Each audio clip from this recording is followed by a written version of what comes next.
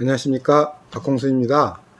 헌법의 발견 8회 헌법 제12조 신체의 자유를 가진다라는 조항으로 여러분과 만나는 시간입니다. 헌법에서는요, 자유권에 대한 여러 조항들이 있는데요. 그 중에서도 신체의 자유를 규정한 12조의 조항이 가장 근본적이고 1차적인 내용이라고 할 수 있습니다. 먼저 헌법 조항을 만나볼까요? 12조 1항에 보면은요, 모든 국민은 신체의 자유를 가진다. 법률에 의하지 않고는 체포, 구속, 압수, 수색, 신문을 받지 않는다 라고 정하고 있습니다. 많이 들어봤죠? 신체의 자유. 자, 일단요, 모든 국민이라고 했습니다. 뒤에 이어지는 내용이 체포, 구속, 이런 얘기가 나오니까 범죄 혐의가 있거나 아니면은 재판을 받는 사람에게 해당되는 내용인가 싶겠지만 그렇지 않고 말 그대로 모든 국민입니다.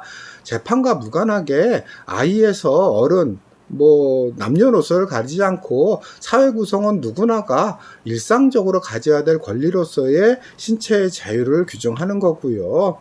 그런 점에서 폭넓게 이해해야 될 내용이고요. 두 번째로는 왜 신체의 자유냐? 자유 중에서도요, 가장 근본적인 것이 신체로부터 출발해요. 우리 인간은 말 그대로 신체로부터 비롯되는 어떤 자기의 정신, 자기의 생활, 어떤 자기의 일상, 이런 것들로 이루어진 삶을 살고 있잖아요. 그래서 신체적인 억압이 억압의 가장 근본적이고 심각한 것이기 때문에 거기에서 자유권을 보장하는 것이 가장 근본적인 출발이다라고 볼 수 있습니다. 그 다음에요, 가진다라는 건 말 그대로 핵심 권리이기 때문에 언제 어느 때든 어떤 조건이든 포기될 수 없는 거다라는 것을 전제로 합니다. 자, 그런데요, 법률에 의하지 않고는 체포, 구속, 압수수색, 신문을 받지 않는다 했어요. 그럼 여기서 법률에 의하지 않고는 이라는 말의 의미를 정확히 이해하는 게 먼저 이루어져야 됩니다. 법률에 의하지 않는다는 말은요, 상당히 제한적으로만 이루어져야 된다는 것이에요. 임의적으로 해석돼서는 안 되고 불가피한 경우로 제한되어야 된다 라는 의미가 이 안에 포함되어 있는 거다. 그런 점에서 만약 법률이 어떻게 보면 임의적인 체포, 구속, 압수수색, 신문의 가능성을 넓혀놓는 방식으로 법률이 마련된다면은 그 법률은 헌법으로부터 한참 벗어난 거다. 헌법의 문제의식을 부인하고 있는 거다라고 보는 것이 맞죠. 매년 카카오와 네이버에서 국가기관에 제공하는 계정의 수를 공개를 하고 있거든요. 제가 그 수치를 봤더니요, 2019년 작년입니다. 무려 830만 개의 계정을 국가기관에 제공한 거예요. 압수수색에 의해서. 830만 개의 계정이요. 830만 개의 계정이면은 말 그대로 800만 명 정도의 자기 어떤 정보, SNS라든가 이 속에서 누구와 어떤 접촉을 했는지가 국가기관에 제공됐다는 것이거든요. 뭔가 조사를 받고 있다는 얘기예요. 그만큼 수사기관에 의한 압수수색이 거의 임의에 가까울 정도로 제한적인 차원이 아니라 자기들 하고 싶을 때 얼마든지 할 수 있는 정도로까지 확대되어 있음을 보여주는 거고요. 현행법에 의하면 더 심각한 게 사후통지를 하게 돼 있어요. 사후통지 내용이 어떻게 되어 있냐면요, 기소 여부 결정 후 30일 이내로 규정하고 있습니다.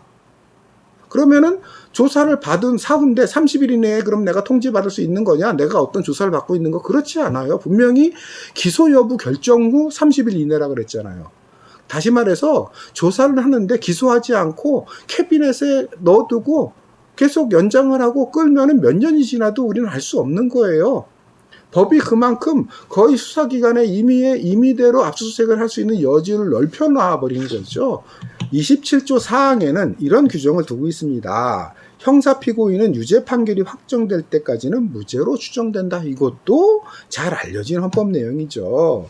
그런데요, 우리의 현실을 보면은요, 구속수사가 사실상 원칙처럼 돼 있는 경우가 많아요.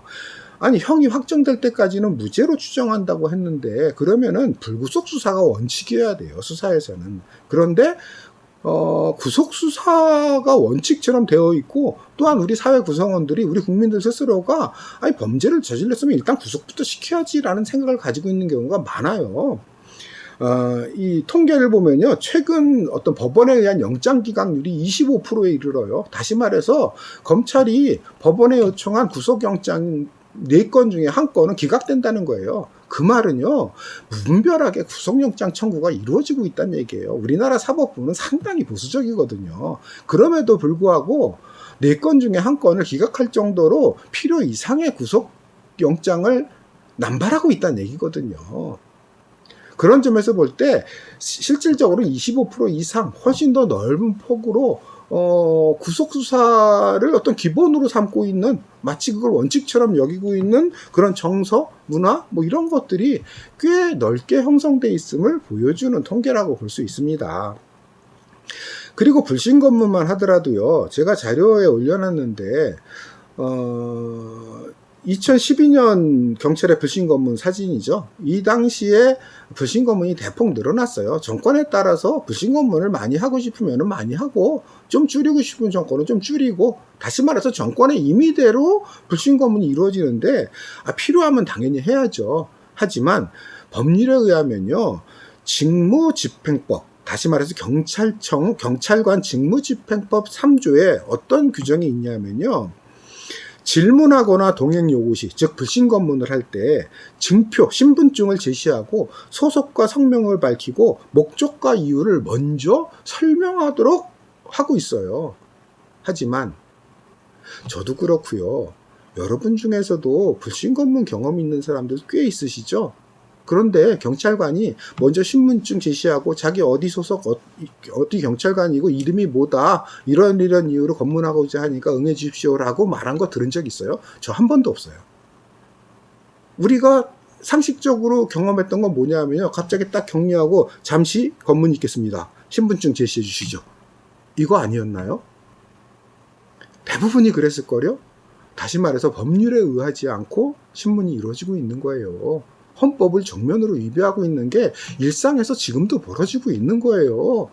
그러면은 다른 나라도 이렇게 하냐? 아니요, 그렇지 않습니다. 외국의 사례를 보면요, 금지하거나 불신검문을 금지하거나 하더라도 굉장히 까다로운 절차를 요구하고 있어요. 미국 같은 경우는 예전에 한 10여 년 전에 불신검문이 이렇게 생겨난 주들이 있었는데요, 지난 몇 년 사이에 다 금지됐어요. 위헌 판정을 받고 헌법에 위배되는 게 불신검문이다 그래서 아예 금지됐고요. 캐나다 같은 경우도 밴쿠버를 비롯해가지고 주요한 주들, 또 주요한 도시들이요, 불신검문을 다 금지 조치 내렸어요. 헌법 위배라고. 유럽은요, 허용은 하고 있는데 그 허용 절차가 대단히 까다로워요. 어떻게 되어 있냐면요, 경찰관이 이름과 소속이 적힌 기록물 사본을 대상자에게 제공하게 돼 있어요. 다시 말해서 나는 어느 경찰청 이름 누구다 이런 걸 말로 밝히는 정도가 아니라 그 종이로 된 사본을 대상자에게 먼저 제출하게 돼 있어요. 그럼 그 사람이 그 증거 어떤 서류를 갖고 있다가 나중에 문제가 될 때 이걸 가지고 항의를 할 수 있도록 만들어 놓은 거죠. 또 헌법 12조 7항에 보면요, 신체의 자유와 관련해서 자백이 고문, 폭행, 협박, 구속의 부당한 장기화, 기망, 기타 방법에 의해 자의 진술이 아닐 때 또는 자백이 불리한 유일 증거일 때 유죄 증거로 삼거나 처벌할 수 없다라고 하고 있습니다. 하지만 여전히 우리의 관행은 자백에 의존하고 있는 것이 아닌가 의심할 수 있는 게 많죠. 실제 보면은 상식처럼 유행하는 말이 있죠. 검사는 불러줘지고 판사는 밀어줘진다. 판사는 재판을 계속 밀어서 구속 상태를 장기화시키는데 일조한다, 이런 뜻이고요. 검사는 끊임없이 불러줘진다는 거예요. 실제 주요 사건들 보면 막 수십 번, 50번, 70번 부르는 사례들이 막 나오잖아요. 그러면 일상생활 못해요. 회사 다니는 사람이요, 사업하는 사람이요, 매일 불려나간다고 생각해 보세요. 그 회사에서 어떻게 자기 일을 할 것이며 직장이 유지되겠어요? 그렇잖아요. 그만큼 자백에 의존하고 있는 현상을 보여주는 거고요. 그것은 검찰 조서가 증거 자료로 인정되는 우리의 현실 때문에 그렇죠. 그 공판 중심주의라는 말은 있지만 현실로서는 검찰 조서가 증거로 인정되니까 뭐 수십 번을 불러 제껴라도 또 물어본 걸 또 묻고 그래서라도 어쨌든 자백을 유도하는 방식으로 관행이 이어지고 있는 것이 그걸 보여주는 거고요. 그 다음에 또 다른 사례를 보더라도 과연 협박 고문이 사라졌느냐, 불법적인 수사가 사라졌느냐. 대표적인 것이요, 2013년 유우성 간첩조장 사건이 있었죠. 서울시 공무원으로 근무하고 있던 탈북자 유우성 씨가 탈북자 정보를 북한에 제공했다라는 간첩 혐의로 기소가 되죠. 그런데 실제 재판 과정에서 보면은요, 가장 유력한 증거였던 증인이라든가 증인의 증언이죠. 이런 것들이 조작됐다는 것이 드러났죠. 동생인 유가려 씨 같은 경우도 불법 구금 상태에서 계속 조사를 받았고요. 그러니까 법률에 의하지 않는 방식으로 조사를 계속 받은 거죠. 그 다음에 탈북자 출신 증인의 진술 조서도 조작된 것이 재판 과정에서 밝혀졌고요.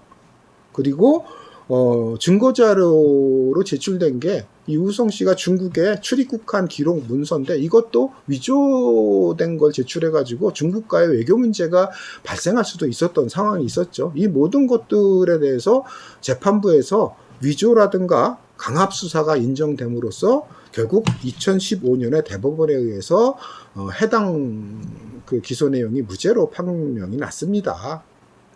바로 최근 전에도 이런 일이 조작 사건이 벌어지고 있는 거죠. 그래서 헌법 내용이 실제 현실에서는 지켜지고 있지 않은 사실을 보여주는 거고요. 그 다음에요, 밑에 사진 보면 참고인 신분의 어떤 의원이 밤샘 조사를 받았다, 뭐 이런 TV 화면이거든요.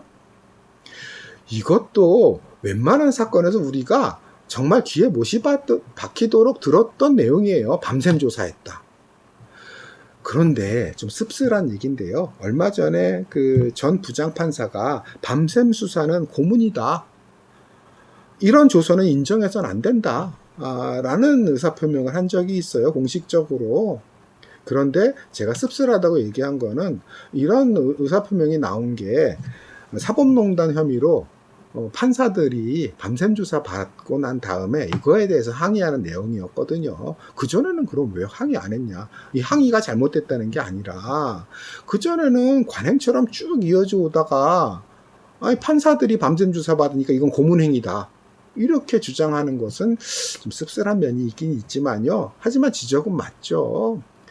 잠 안 재우는 건 고문이에요. 고문 중에서도요, 아주 악독한 고문이에요. 사람이 잠을 안 자면요, 정상적인 정신이 무너져요. 그 상태에서 진술을 유도하는 건요, 고문에 의한 진술 유도라고 봐야 되겠죠. 진술 자백 강요죠. 우리 사회에서 이런 자유권, 특히 신체와 연관된 자유권이 과연 이게 보장되고 있는가를 볼 수 있는 그 이외에도 여러 가지 현상들이 있습니다. 예를 들어서 제가 그 자료 화면에 2013년 안국역 구걸 어떤 그 컷을 올려놨는데요. 예전에 우리가 많이 봤던 장면이죠. 예전에 지하철역이라든가 길에서 구걸하거나 노숙하는 사람들의 모습을 심심치 않게 봤잖아요. 하지만 지난 7, 8년 사이에 구걸하는 사람들이 사라지지 않았어요?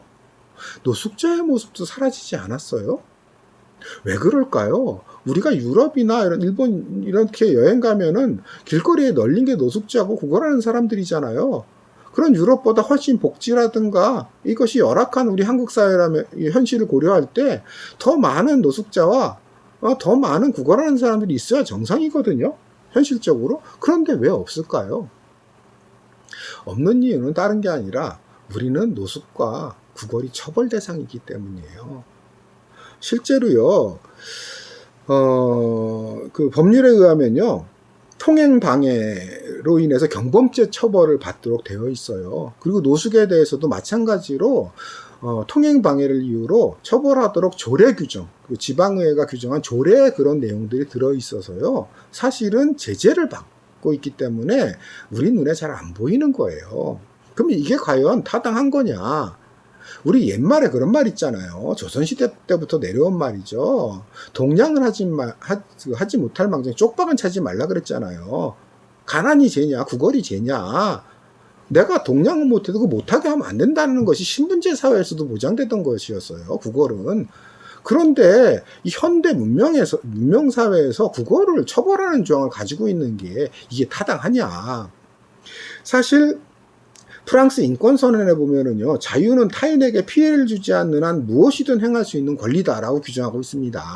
그런데 여기서 타인에게 피해를 주지 않는 한이라는 건요, 직접 피해를 말해요. 직접 때리거나 재산을 갈취하거나 뭔가 직접 피해를 주는 행위를 말하는 거예요. 막연하게 그냥 방해 이렇게 할 수는 없다는 거죠.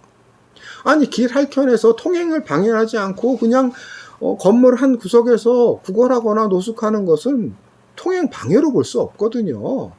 그걸 이유로 타인에게 피해를 준다라고 규정한다면요, 너무 폭넓게 해석되는 거예요. 그럼 뭔가 조금만 크게 얘기해도 타인에게 방해되는 거게요. 그럼 술 먹고 조금만 비틀거려도 그러면 타인에게 어떤 방해를 주는 거게요. 그러면 술 취한 사람 다 처벌해야 되게요. 그렇잖아요.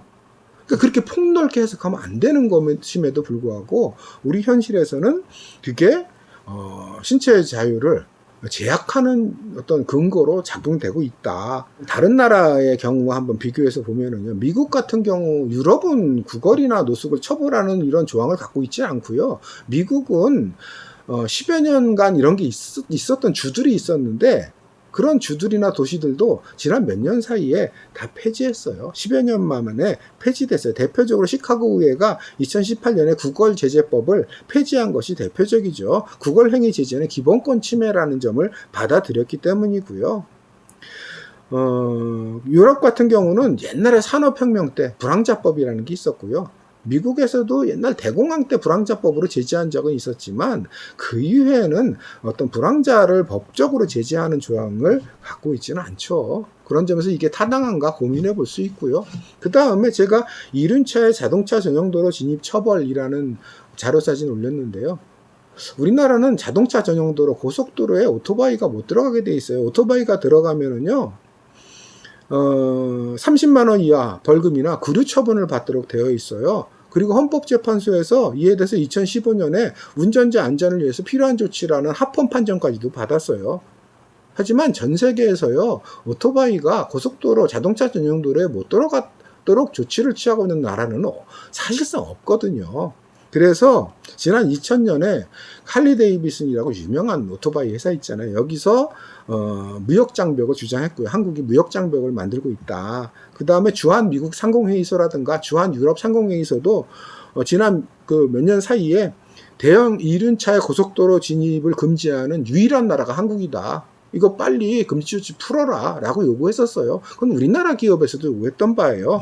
2005년에 효성 오토바이를 만드는 효성기계공업에서 개정 요구했지만 받아들여지지 않았죠. 그리고 또 오토바이 동호회 사람들이 이런 요구를 많이 했어요. 마지막으로 우리나라는 세계적으로도 유래를 찾아보기 힘들 정도로 문신을 제재하는 나라예요. 문신 시술자가 처벌받도록 되어 있어요. 처벌도 굉장히 세요. 법에 의하면 2년 이상 징역형, 100만 원에서 1000만 원 이하의 벌금형 에 처하도록 되어 있어요. 2년 이하 징역형이죠. 실제로 2019년에 제주범원에서요, 징역 2년에 집행유예 3년을 선고를 받은 사람이 있어요. 300만 원 벌금과 함께요. 그리고 국회에도 문신사 면허 위생관리 법제화가 발의가 됐었는데 통과가 안 됐습니다. 지금 세계적으로 문신이 금지된 나라가 어디 있어요? 개성과 예술행위로서 다 인정이 되잖아요. 문신이 타인에게 어떤 피해를 주나요? 혐오감? 혐오감은요, 타인에 대한 피해로 해석될 수가 없어요. 그럼 혐오감 가진 외모를 가진 사람은 세상 어떻게 살아요? 살 수 없는 거죠. 혐오감이 어떻게 법적 근거가 될 수가 있어요. 그런 점에서 사실은 문제가 참 많은 규정인데 우리 법은 부정의료업자로서 바늘을 사용한다는 점에서 의사면허를 요구해요. 그럼 한국 사람만 DNA에 이런 그 바늘을 사용해서 문신을 하게 되면은 어떤 위험한 병이 생기는 이상한 유전자를 갖고 태어났다고 말할 수는 없잖아요. 과잉 적용의 사례라고 봐야죠. 그런 점에서 헌법 12조 1항에서 모든 국민은 신체의 자유를 가진다는 것이 특정한 범죄를 저지른 사람만이 아니라 우리 일상생활을 하는 국민 모두에게 적용되는 중요한 조항이라는 것을 다시 한번 각인하면서 우리 주변에서 어떤 자유권, 특히 신체의 자유와 관한 권한이 제약되거나 훼손되고 있지는 않은지 한번 주의 깊게 살펴봐야 되지 않을까 생각합니다. 자, 오늘 신체의 자유에 대한 내용을 중심으로 헌법을 살펴봤고요. 다음 시간엔 또 다른 조항으로 만나겠습니다. 의미 있는 내용이 있으면은 마찬가지로 구독과 추천 부탁드립니다. 감사합니다.